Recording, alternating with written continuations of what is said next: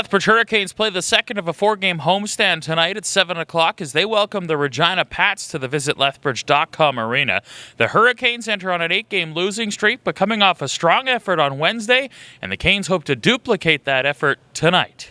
I thought we played a great game the other day, and just unlucky we couldn't come out on top. But I think just playing the same way, I thought we played a great game yesterday. I think we will come out on top if we just play good defensive game. Yeah, we haven't seen this team in a while, but they played really good hockey as of late. Well-coached team that's got a good skating team, and they want to skate and they want to play off the rush. But I think you got to build off of our last game. Really happy with our performance versus Brandon. Had a chance to win.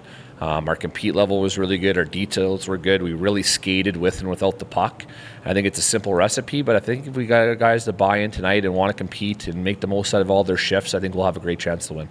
Yeah, I thought our start was good. I think just having another one of those is going to lead to a successful game for us. It's the second of four meetings on the season between the Hurricanes and the Pats. Lethbridge has posted an 0-1 record so far this season, suffering a 6-3 loss in Regina back in October. The Hurricanes will look to put to bed their 8-game losing streak, while the Pats interplay 4-1-1 in their last 6 games. Sock toss tonight. After the first goal, fans encouraged to throw new socks onto the ice, just like the Teddy Bear toss, and post-game autographs upstairs in the National Bank Lounge. Doors open at 6 o'clock, puck drop at 7 from the visitlethbridge.com arena.